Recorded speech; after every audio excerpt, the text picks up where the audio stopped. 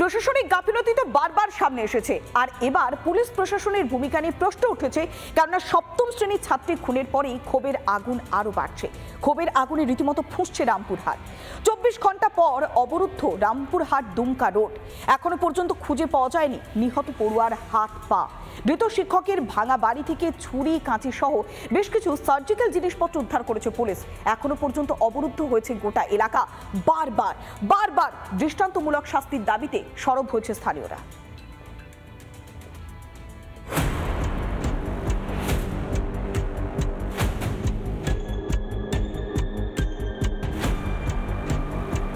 এখনো অবরোধ চলছে এবং দাবি কিন্তু সেই একই, অর্থাৎ যারা এই মাস্টার যে গ্রেপ্তার হয়েছে তার সাথে আরও কেউ যদি জড়িত থাকে তাকেও অবিলম্বে গ্রেপ্তার করতে হবে।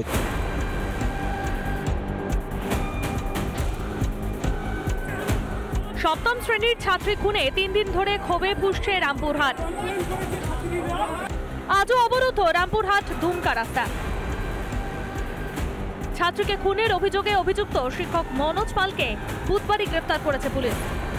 সূত্রের খবর, সেখান থেকে সেক্স টয় উদ্ধার হয়েছে বেশ কিছু সার্জিক্যাল সামগ্রী।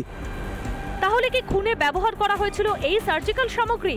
ছাত্রীকে খুনের পরে কি নিজের ঘরেই দেহ টুকরো করেন শিক্ষক? একাই ছাত্রীকে খুন করেছিলেন শিক্ষক, নাকি সঙ্গে ছিল অন্য কেউ?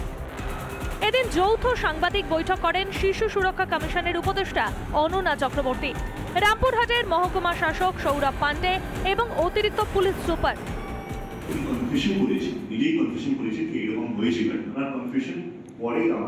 বডি রিকভার করেছি, উনি দুটো ব্যাগ রিকভারি করেছে, এখনো একটা ব্যাগ মিসিং আছে, এখনো পুরো সম্পূর্ণ বডি এখনো রিকভার হয়নি।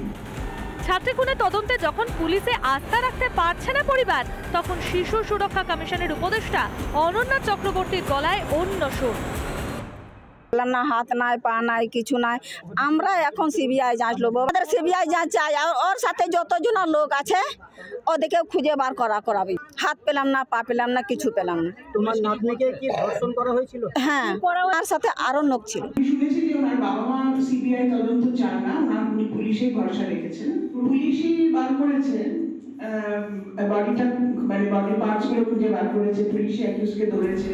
মৃত ছাত্রীর বাড়িতে গেলেন প্রদেশ কংগ্রেসের প্রাক্তন সভাপতি অধীর চৌধুরী। কথা বলেন গ্রামবাসী ও পরিবারের সঙ্গে। রাজ্যের প্রশাসনকেও আমরা বলবো, আমরা আমাদের পদ্ধতি অনুযায়ী বলবো, তাদের কাছে দরবার করব, আন্দোলন করব, মিছিল করব, মিটিং করব, করে রাজ্যের প্রশাসনের কাছে আমরা দরবার করব, তাদের পরিবারের ইচ্ছা অনুযায়ী যেন বিচার দ্রুত হয়। 28 আগস্ট টিউশন পড়তে গিয়ে আর বাড়ি ফেরেনি 13 বছরের নাবালিকা। গত 17 সেপ্টেম্বর কুল্লাকাটা গ্রামের জঙ্গলে উদ্ধার হয় সপ্তম শ্রেণীর পড়ুয়ার টুকরো টুকরো বস্তাবন্দি দেহ। মনোরঞ্জন চট্টোপাধ্যায়ের রিপোর্ট, রিপাবলিক বাংলা। নবদ্বীপে বিজেপি কর্মীকে পিটিয়ে খুন, সামান্য বচসার জেরেই দফায় দফায় মারধর, পরে হাসপাতালে মৃত বলে ঘোষণা করা হয়।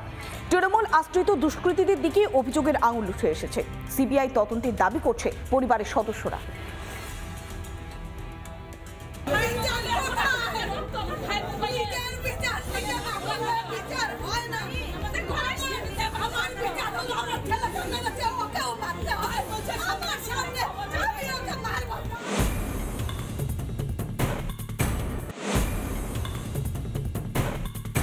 রাত্রে চোরের মতো এসে মারলো, এখন সে কেন পালালো?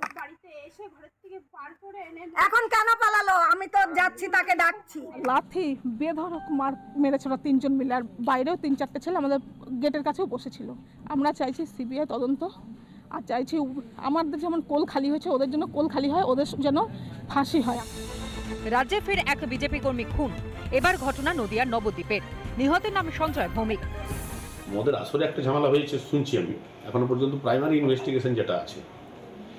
আর মানে উনি নাকি আবার মানে কেউ বলছে যে উনি ওই ঝামেলাতে তাকে ঝামেলাটা থামাতে গেছিলেন, যার জন্য তাকে ঘুষাঘুষি খেয়েছেন। এইটাই অভিযোগ। সামান্য বিষয় নিয়ে সঞ্জয়ের সঙ্গে তর্ক হয় স্থানীয় কয়েকজনের।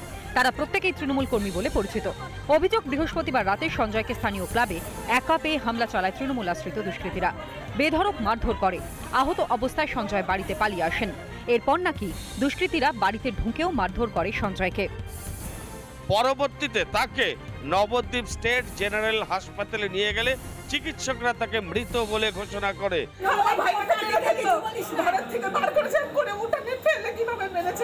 ভাই বলছে দেখবি ওরা আমার কাছে ক্ষমা চাইতে আসবে। আমি চল ভাই হসপিটালে কেস করবো, বলছে কেস করবো না, আমাকে তো বিনা ইয়েতে মেরেছে, ওরা ক্ষমা চাইতে আসবে। বলছে চেন ছিঁড়ে যা, বলছে চেন ছিঁড়েছে যখন, তখন ধরলি না তুই 1 ঘন্টা পরে কেন আমার বাড়িতে আসলি? সব যুক্তি বুদ্ধি করে তবে আমার বাড়িতে গেছে। আমি বাচ্চা মেয়ে বোকা, আমি কিছু বুঝি না।